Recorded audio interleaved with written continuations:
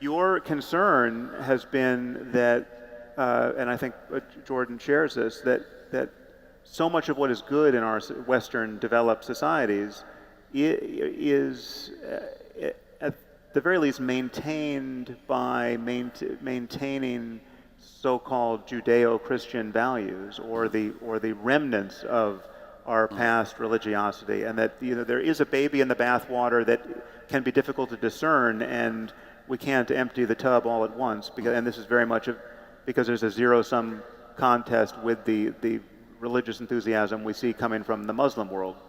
And of course, the Muslim world is all over the world at the moment. So in that contest between an older style of religiosity and theocracy, really, and modernity, you are not as eager as I have been to pull up Western religiosity by the roots. Or chuck the vicars. Yes. Yes, I think that's fair. I think I sit metaphorically as well as literally between the two of you. I realized from our conversation in Dublin some of what your concerns are about what Jordan has been saying and what he is saying, and I share some of the concern. I said to you then that I used the analogy of what our friend Eric Weinstein recently described to me as Jesus smuggling. That it was a consequence of a discussion about biologists. What do you do if you're discussing design, intelligent design? You can be okay as long as your own bandwidth on the issue, as long as your own depth of knowledge on the issue is very considerable. You can be okay discussing that biology with somebody, even a fundamentalist Christian, so long as you can follow every step of the way. But the fear will always be that the moment you're not looking, they're going to smuggle Jesus in.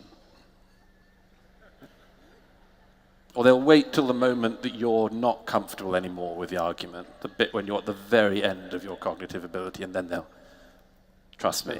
There's Jesus. Yes. There's Jesus. Yeah. And one of the things I realized from Dublin was, although I think you may not think that Jordan himself is going to try Jesus smuggling on you, you fear that somewhere down the line from what he's saying, somebody else will do that trick. Yeah, it's worse than that. I actually know the people who are clapping are doing that. I hear from those people on a daily basis, right? So that the segment of Jordan's audience that is very happy to be told they can stay on the riverbank of their traditional Christianity for the most part, and they don't have to get into the stream of totally modern, rigorous, rational thinking about everything from first principles, right? That there's something that the Iron Age scribes got right, and it's right for all time. Those are the applause I'm hearing. And however consciously or not, Jordan is telling them it's okay to stick right there with a shard of the cross. Okay, well, in Dublin, I actually tried a little conscious Jesus smuggling on Sam to see how that would go in a discussion we had about the central archetype of superheroes, but I'm going to try something a little different tonight. I'm going to try a little direct God smuggling. We won't bother with Jesus. Let's go right to God. Why not? So one of the things I've really tried to do when I've been analyzing religious texts is to take them seriously in the sense that I don't presume that I understand them. And I presume that they're a mystery of sorts. And at least the Bible, for example, is a mystery because we don't really understand the processes by which it was constructed, and we don't understand the processes by which we all agreed collectively over several thousand years to organize the book the way it is organized, or to edit it the way that it's edited, and to keep what's in it and to discard what's not in it, and why it's lasted and why it's had such a huge impact. I don't want to derail you, but yeah. We do understand the first part of the process all too well. We know that there was a political and all too human process of voting certain texts in for inclusion, and some were in for centuries and then got jettisoned, and Revelation came in far later than, there were whole generations of Christians who lived and died under the banner of the Bible, Yes. and it was a different Bible at the time. Of They course, had the wrong of Bible. course. So well, but it's the same. It's the same issue that we really don't understand. Fair enough, Sam. And I'm not saying that political, etc., considerations didn't enter into it. I'm sure all human considerations entered into it. But there was some collective process of winnowing, and you can attempt to reduce that to economic or political causes, which is generally what secular assessors like Freud and Marx both did, and with a fair degree of success, I might add. But there's still some mysterious assessment of what it is that will be remembered that entered into it. But it's a separate point to some degree. But I'm just saying that my point of departure when looking at these texts is one of an essential radical ignorance. I don't assume that I understand the mechanisms by which they were generated or edited or collected or kept or remembered, or why they had the impact they had. Now, I've been thinking a lot about the idea of, let's say, God the Father, because that's a very common archetypal representation of God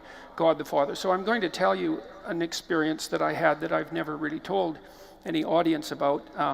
I had a vision at one point and the vision had to do with a dialogue that I was having with my father. And you have a father, right? And when you're a little kid, you act out your father when you pretend to be a father. And what you're doing when you're acting out your father isn't imitating your father, because you don't duplicate precisely the actions that your father ever took in his life. What you do is you watch your father across multiple contexts, and you abstract out something like a spirit of the father. And then when you're a child, you implement that spirit of the father in your pretend play, and you come to embody that deeply. So the notion is that people can abstract out something like a spirit of the father.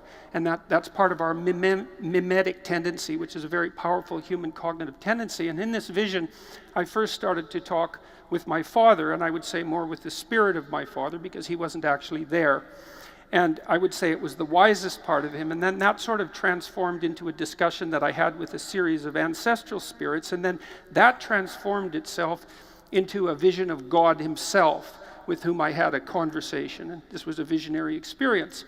And then that all went away, and I spent months and months thinking about it. And I thought, so you guys can tell me what you think about this. And this sort of stretches my cognitive ability to its utmost limit to contemplate such things. But here's a biological argument. I already made the case that a child can extract out the spirit of the father and embody it, and that's necessary insofar as you're going to be a father and a wise one. But we can also extract out the spirit of the father over much longer periods of time, because my father was a father because he imitated his father, who imitated his father, who imitated his father, as far back in time as you can go. And there's a cumulative development of the spirit of the father across time. Now then the question might be, does this spirit of the father have any reality other than the metaphorical? And I would say, damn right it has a reality, and I can describe a biological reality, and I don't know what this says about any background metaphysics, but here's a hypothesis. We know that human beings separated from chimpanzees over the course of the last 7 million years, at least in large part because of human female sexual selectivity. So it was the spirit of femininity collectively that helped elevate us to the degree that we have been elevated above our chimpanzee co-ancestor. But here's something interesting to contemplate. What is it precisely that makes men desirable to women? And so I have a bit of a hypothesis about that. So here's what men do. They get together in productive groups, and they orient themselves toward a certain task. And they produce a hierarchy around that task, because whenever you implement a task, you produce a hierarchy. And they vote up the most competent men to the top of the hierarchy, and then the women select the competent men from the top of the hierarchy. But the vote that determines who the competent men are that are more likely to reproduce is a consequence of male evaluation of men, and that's occurred over millennia. And so there's a spirit of the father that's embedded in the patriarchal hierarchy that acts as the primary selection mechanism that offers men up to women and plays a cardinal role in human evolution. And it looks like we've personified that spirit of the father in our religious imagery. And that's how it looks to me. But then there's something that's even more mysterious and deep about that that's worth considering, is that Apparently, the entire course of evolutionary history has conspired to produce human beings, and we could argue that it could have been different, but it certainly hasn't been different. And that means that that selective spirit of the Father has been part of the process that's generated our very being, and it's certainly possible that that collective spirit of the Father reflects something metaphysically fundamental about the structure of reality itself. Wait, I was Do you with want you to up take a until the bite of last that? sentence, yes. Well,